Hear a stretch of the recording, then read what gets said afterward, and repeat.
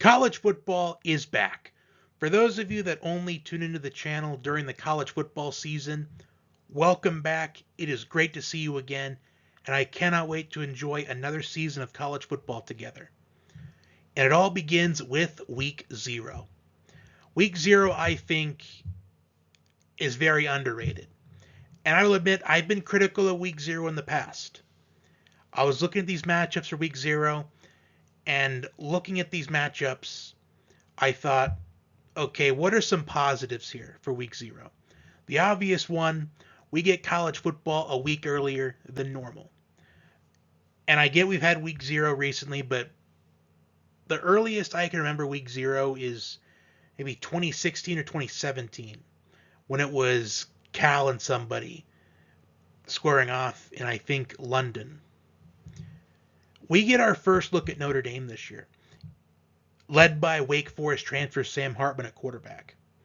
We get our first look at defending Heisman winner Caleb Williams and the USC Trojans. Our first look at USC's defense, our first look at USC as a whole in their final season in the Pac-12 Conference. And I'm not going to waste any more time here. I'm going to get right into the predictions, but the matchups for Week 0, Navy and Notre Dame, UTEP and Jacksonville State in their FBS debut, UMass, New Mexico State, Ohio and San Diego State, Hawaii and Vanderbilt, San Jose State and USC, and FIU and Louisiana Tech. Now, without further ado, let's get right into the Week 0 predictions. The 2023 college football season kicks off in Ireland with Navy and 13th ranked Notre Dame. This is the 95th time that these two are meeting. Notre Dame leads the series all time 79-13-1. The Irish have a 5-game winning streak against Navy. And the line for this game right now is Notre Dame at minus 20.5. So we are looking for Notre Dame to win by 3 touchdowns to cover. Now, I'm not going to sit here and give you gambling advice the entire time. But I will say that 3 touchdowns for Notre Dame to win by. I'm a bit 50-50 on that. Because Navy has been a team in the past that has given Notre Dame fits on occasion, including last season. But for Navy, Brian Newberry is making his coaching debut. They're likely using 2 quarterbacks in this matchup, with Ty Lavatai and Blake Horvath. Last year's quarterback in this matchup, Teddy Gleaton, is being used at running back in this matchup. Navy does return 17 starters this season, which, a spoiler here for the rest of the video, I'm going to pretty much be announcing the returning starters for all the teams this week, because in the first handful of weeks in the year, you don't really have much to go off of. You can only go off of last year. 8 offensive starters and 9 defensive starters coming back for Navy. The question for Navy is, for them to outright pull off this upset, let alone covering the spread, can they dictate the pace of the game? As they were second in time of possession in 2022, which obviously they are going to be really high in time of possession by using the triple option and trying to make that triple option a big equalizer in all their matchups. For Notre Dame, the debut for Sam Hartman in a Notre Dame uniform, the Wake Forest transfer, who was 11th in passing yards in 2022 with 3,701 passing yards. I did mention that Notre Dame is on a 5-game winning streak against Navy. They've also won 10 of the last 11 versus the Midshipmen. They have an experienced defense and a stronger offense from last season, which includes the quarterback upgrade. Now, I'm obviously picking Notre Dame to win this game. But as far as them covering the 20.5, I would lean towards that, but I would not be surprised if they did not cover, because that is going to depend on if Navy can dictate the pace of the game. But Notre Dame outright, as far as them covering. I'd lean towards winning by 3 touchdowns, but this is something I personally would not touch. I would not touch matchups personally that involve the service academies. Our next matchup, UTEP going up against Jacksonville State in Jacksonville State's FBS debut. And right away, I think this is a fairly even matchup. And the sports books, they agree, as UTEP is at the moment only a 1.5 point favorite, but I would not be surprised if the line went down to a single point or if it went to a pick'em by kickoff. UTEP returns 15 starters from last season, 8 on offense and 7 on defense. Jacksonville State, they return 16 starters, 9 on offense and 7 on defense. And for both teams, that includes 4 of their 5 starting offensive linemen from 2022. We also have experience at the quarterback position in this matchup. Gavin Hardison, he threw for 2,044 yards, 11 touchdowns, and 8 interceptions last season, which aren't exactly phenomenal stats, but this is going to be his 4th year as the UTEP quarterback. For Jacksonville State, quarterback Zion Webb was recently granted by the NCAA his 7th year of eligibility. So we've got experienced quarterbacks in this matchup. We've got experienced offensive line. UTEP's top receiver, Tyron Smith, he is back at UTEP after earlier in the offseason he had transferred to Texas A&M. Now he is back at UTEP. Last season he had 71 catches for 1,039 yards and 7 touchdowns. UTEP, they were 40th in total defense last season. They were 70th in total offense. So they were an above average defense. Well, top 40, that's pretty good. So they had a good defense from a stat standpoint last season, but as far as their offense, they were average. Now, I was back and forth on who to pick in this game. 1 minute, I thought UTEP would win this matchup. The next minute, Jacksonville State. And I went back and forth for a while. But I am picking Jacksonville State to win in their FBS debut. And what has led me to that? Jacksonville State, they have won 11 consecutive home openers. In the Dana Dimel era at UTEP, they are 5-24 in road games in the Dana Dimel era. Those two factors, they have led me to pick Jacksonville State to win this game. In a game that I feel like is very evenly matched and will probably, I would not be surprised if it went to a pick'em by kickoff, the very least, maybe a single point. Our next matchup, UMass and New Mexico State. Right now the line is set at New Mexico State minus 7.5. UMass, they went 1-11 in 2022, and they've only won 3 games in the last 4 years. They do return 15 starters from last season. They were 129th in total offense, and I was surprised. Well, I was surprised learning about 2 things about UMass when I was doing my research for predicting the games this week.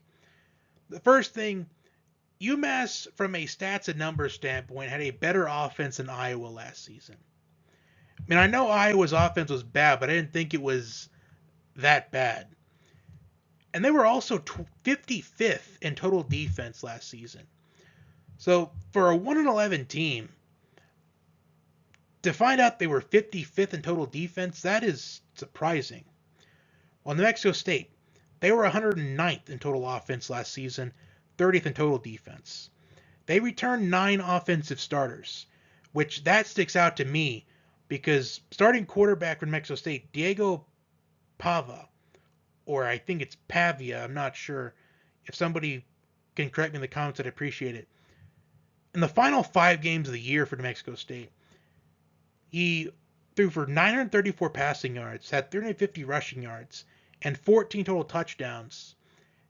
And New Mexico State ended those final 5 games with a 4-1 record.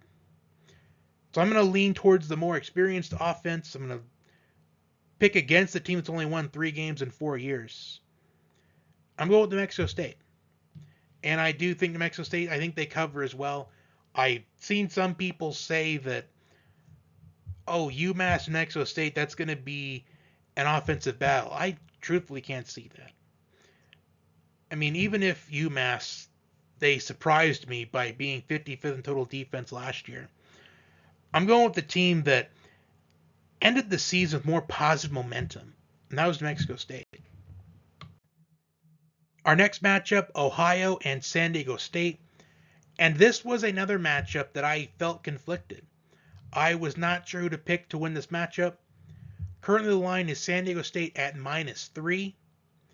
San Diego State, they returned 6 offensive starters and 6 defensive starters, 12 returning starters in total. Ohio, they returned 15 starters, 9 on offense and 6 on defense. Ohio was 40th in total offense last season, while San Diego State, they were 114th. But in total defense, however, Ohio was 109th, while San Diego State was 16th.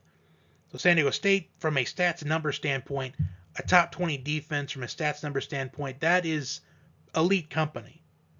Maybe not necessarily elite, but that's great company. You're among the best. They returned 6 defensive starters from that defense.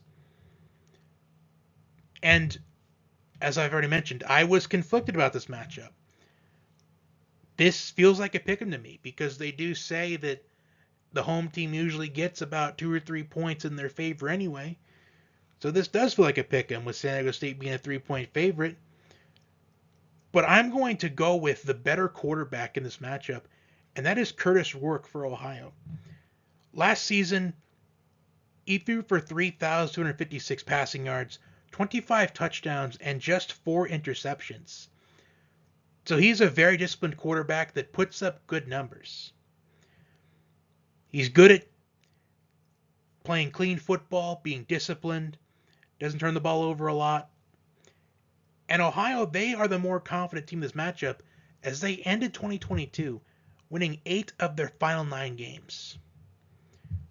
So I am picking Ohio to pull off the upset against San Diego State, as I do think there's going to be at least one upset this week. For week 0, there usually is maybe 1 or 2 upsets. And I think this is the perfect candidate for an upset. Because I do think Ohio, with the better quarterback in this matchup, in my opinion, in Curtis Rourke, a quarterback that does not turn the ball over a lot. I'm going with Ohio. Our next matchup, Hawaii and Vanderbilt.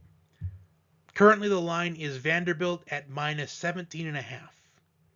For Hawaii, it's year 2 in the Timmy Chang era.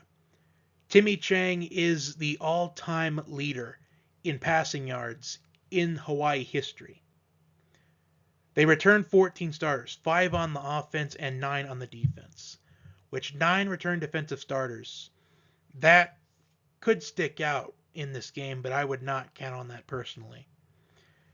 As I am picking Vanderbilt to win this game, and I think they cover without a doubt. I think they should not have problems covering this matchup.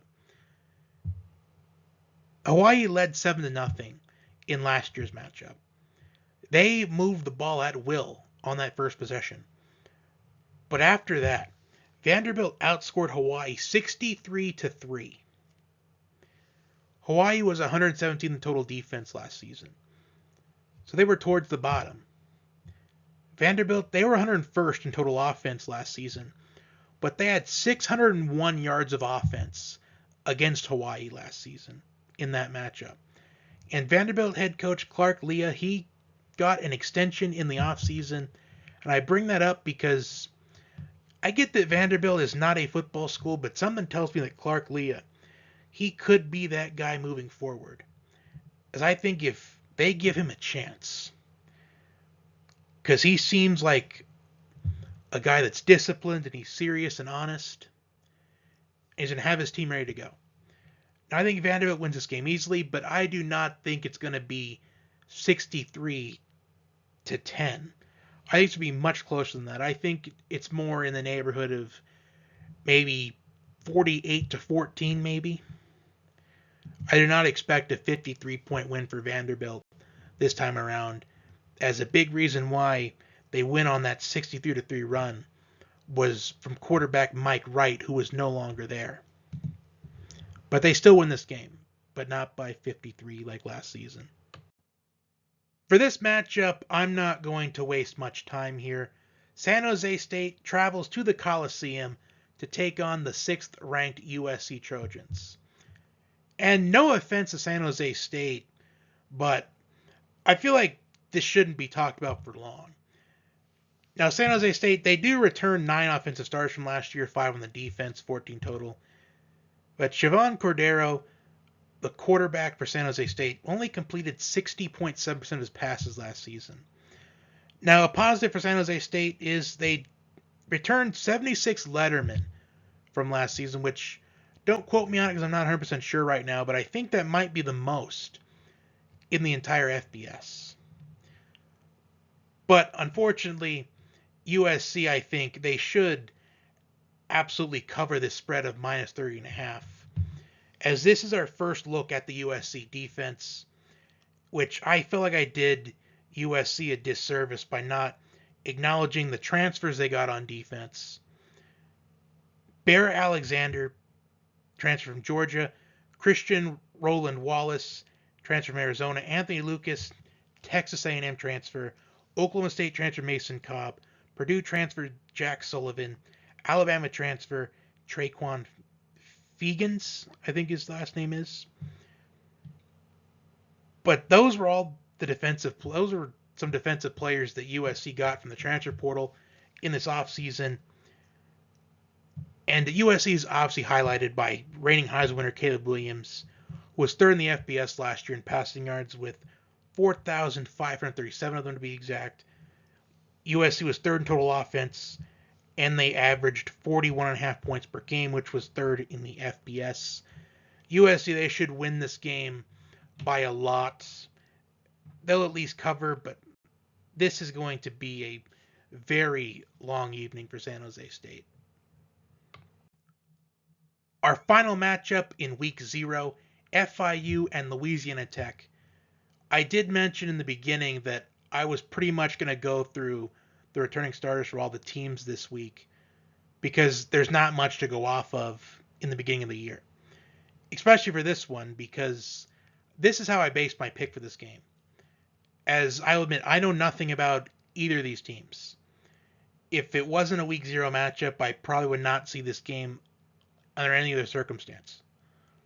But FIU, they returned 12 stars from last season. Louisiana Tech, 12 returning stars as well. For FIU, 5 on offense and 7 on defense.